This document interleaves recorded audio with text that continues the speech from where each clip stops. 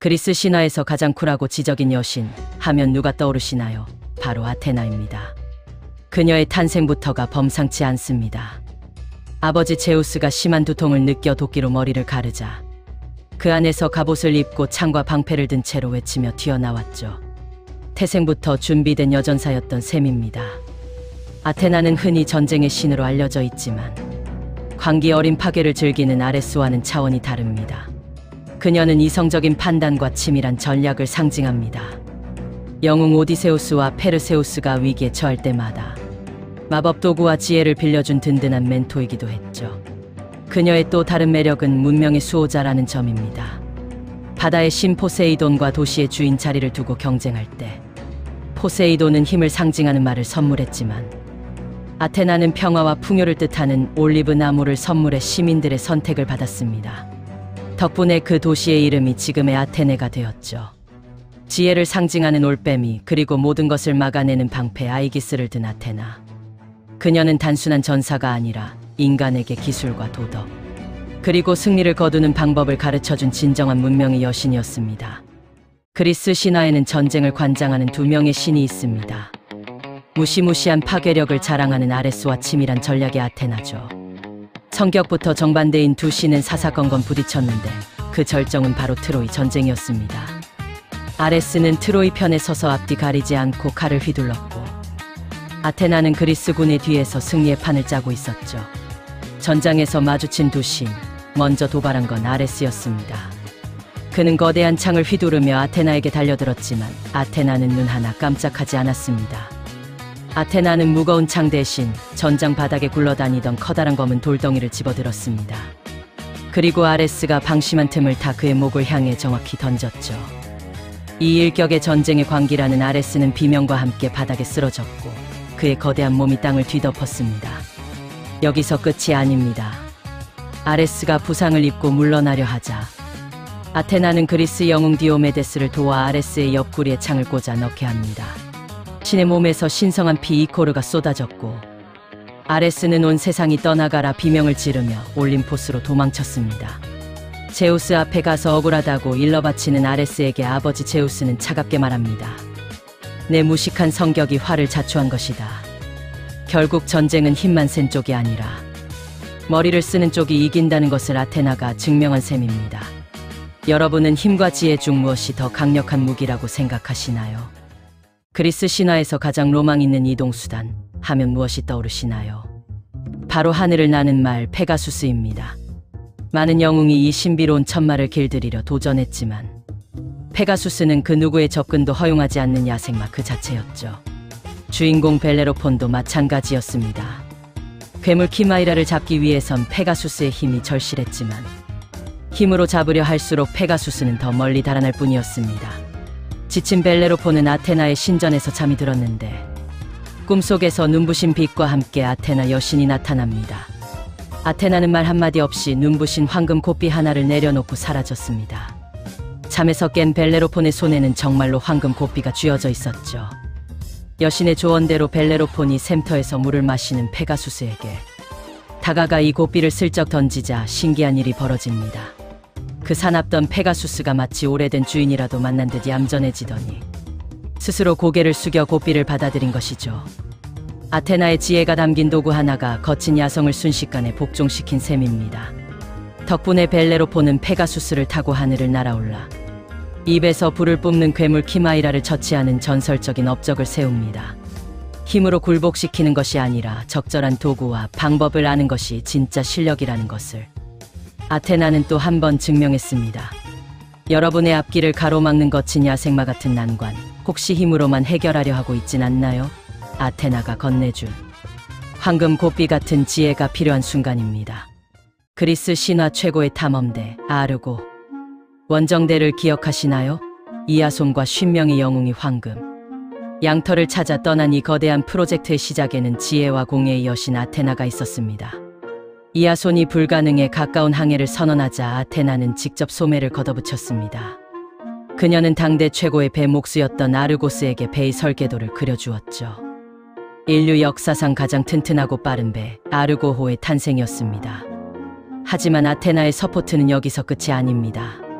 그녀는 제우스의 신탁이 내려지는 도도나의 숲에서 말하는 떡갈나무 한 가지를 꺾어 베이 선수의 물에 직접 박아 넣었습니다. 이게 왜 대단하냐고요? 이 나무는 단순한 장식이 아니었습니다.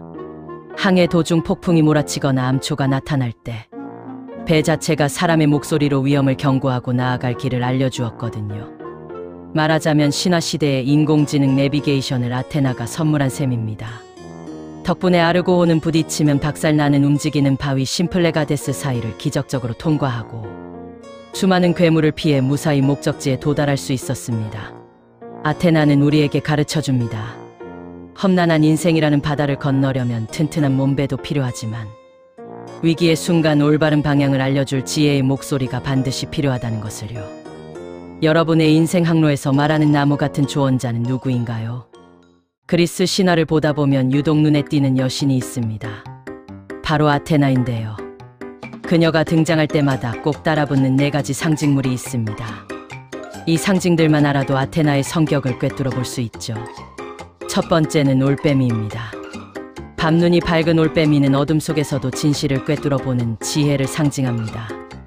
아테나의 어깨 위에는 늘 올빼미가 앉아 그녀에게 세상의 비밀을 속삭여주곤 했죠.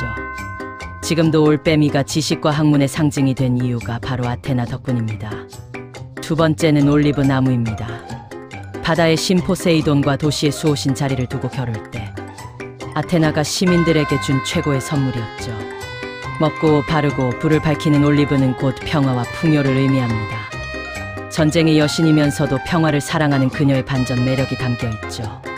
세 번째는 무적의 방패 아이기스입니다. 제우스에게 물려받은 이 방패에는 메두사의 머리가 박혀있어 적들을 공포의 진려돌로 만듭니다. 어떤 강력한 공격도 막아내는 철벽 방어와 정의로운 힘을 상징합니다. 마지막은 황금 투구와 창입니다. 태어날 때부터 쓰고 나온 이 무구들은 아테나가 단순한 지혜뿐만 아니라 승리를 쟁취하는 전략적인 용기를 가진 여신임을 보여줍니다. 지혜로운 통찰력 올빼미, 평화로운 마음 올리브, 흔들리지 않는 원칙 아이기스, 그리고 당당한 실천 투구, 아테나의 상징물들은 오늘날 우리에게도 꼭 필요한 삶의 자세를 알려주는 듯합니다. 여러분은 아테나의 상징 중 어떤 것을 가장 갖고 싶으신가요? 옛날 옛적 그리스의 한 아름다운 도시를 두고 두 거물급 신이 맞붙었습니다. 바로 바다의 왕 포세이돈과 지혜의 여신 아테나였죠. 두 신 모두 이 도시의 수호신이 되어 자신의 이름을 붙이고 싶어 했습니다. 결국 제우스는 제안합니다. 시민들에게 더 유용한 선물을 주는 쪽이 승리한다. 먼저 기선제압에 나선 건 포세이돈이었습니다. 그는 강력한 삼지창으로 땅을 쾅 내리쳤습니다. 그러자 바위 사이에서 시원한 물줄기가 솟구쳐 올랐죠. 시민들은 환호했습니다. 하지만 기쁨도 잠시 그 물을 맛본 사람들은 인상을 찌푸렸습니다. 바다의 신답게 그 물은 마실 수 없는 짠물이었거든요. 다음은 아테나의 차례. 그녀는 화려한 마법 대신 조용히 땅에 지팡이를 꽂았습니다. 그러자 그 자리에서 은빛 잎사귀를 가진 올리브 나무가 자라났습니다.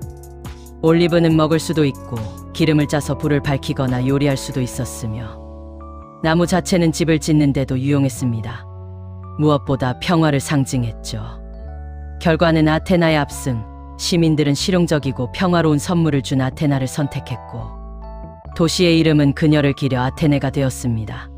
화가 난 포세이돈이 홍수를 일으키며 분풀이를 했다는 뒷이야기도 있지만 결국 아테네는 지혜와 문명의 도시로 번영하게 됩니다.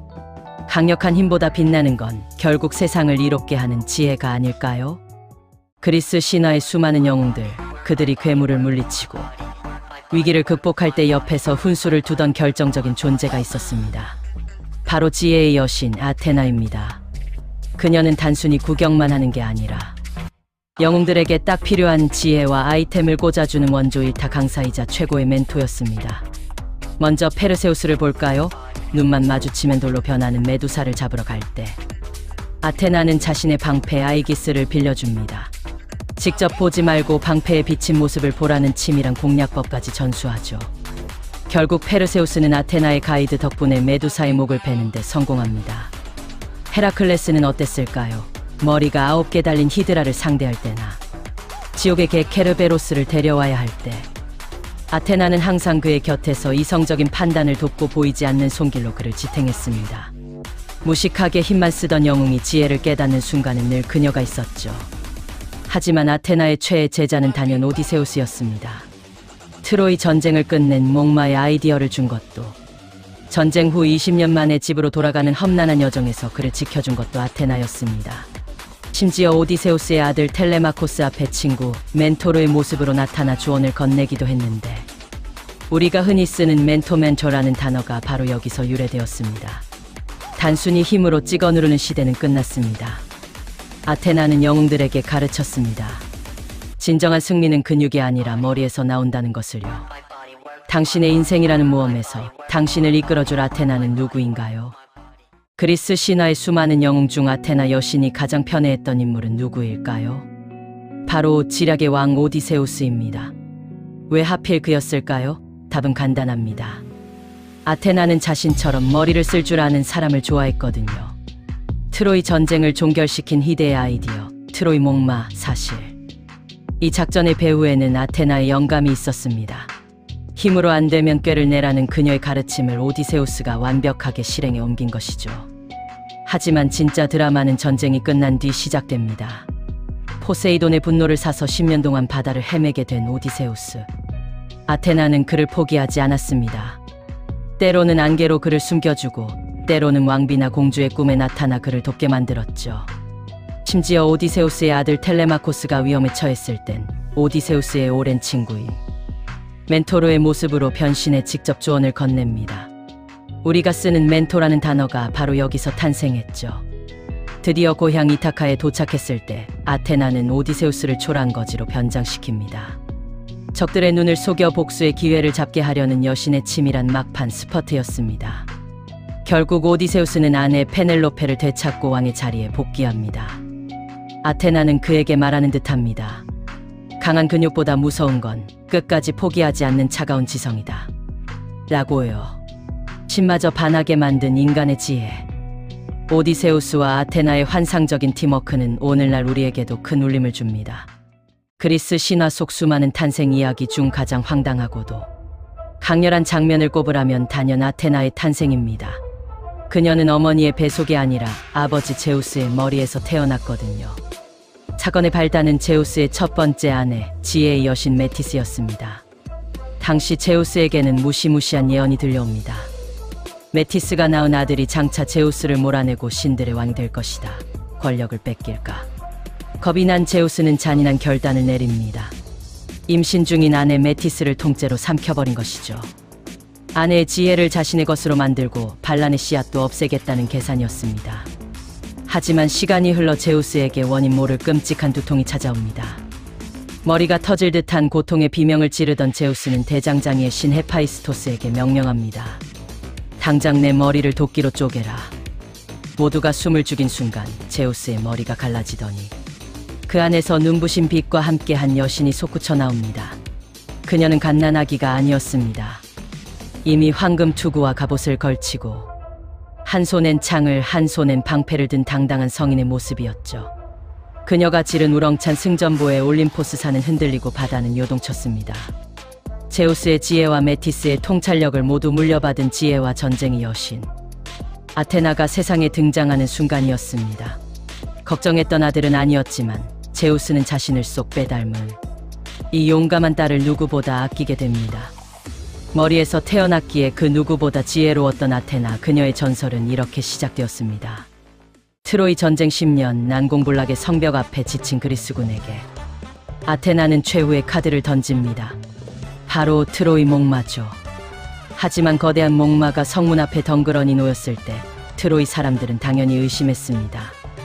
이건 함정이다. 당장 태워버리자 라는 목소리가 커졌죠. 이때 아테나의 치밀한 배후 조종이 시작됩니다. 그녀는 그리스 병사 시논에게 가짜 정보를 흘리게 합니다.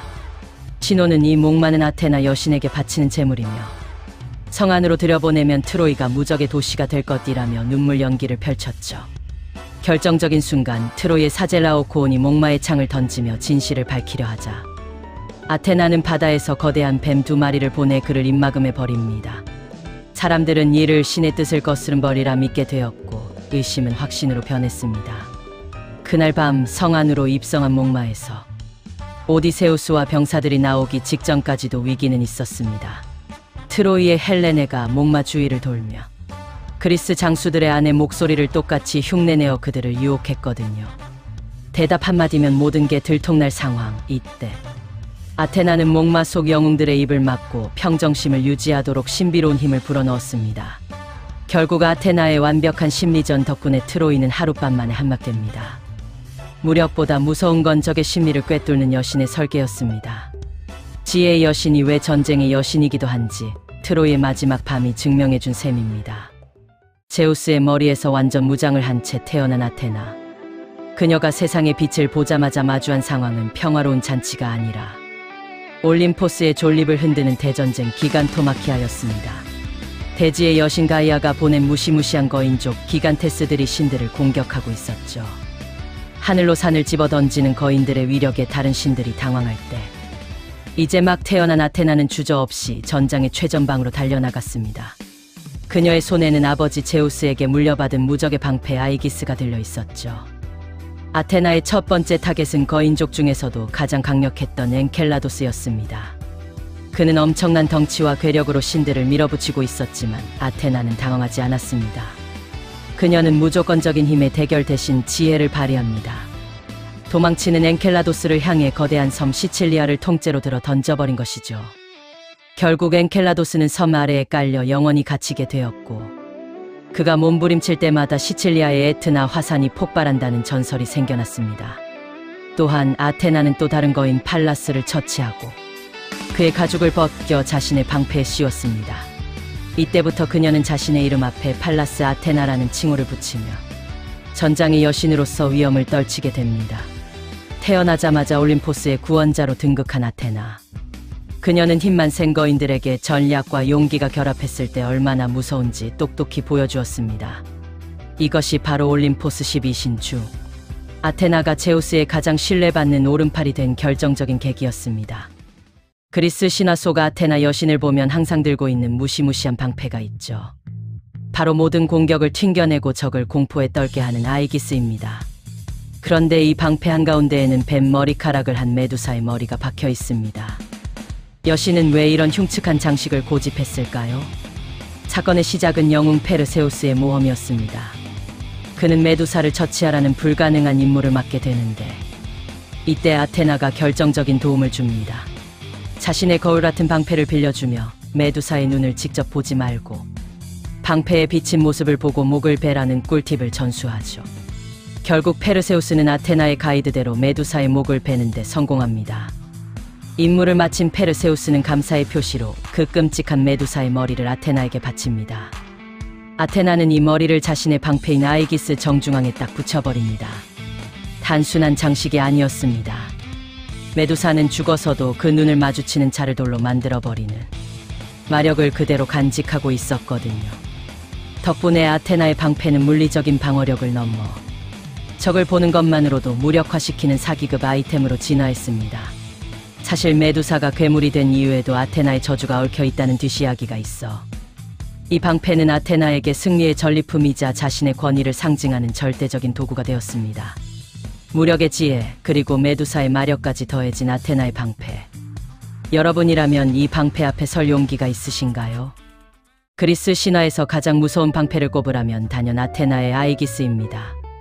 이 방패 단순히 칼을 막는 도구가 아닙니다.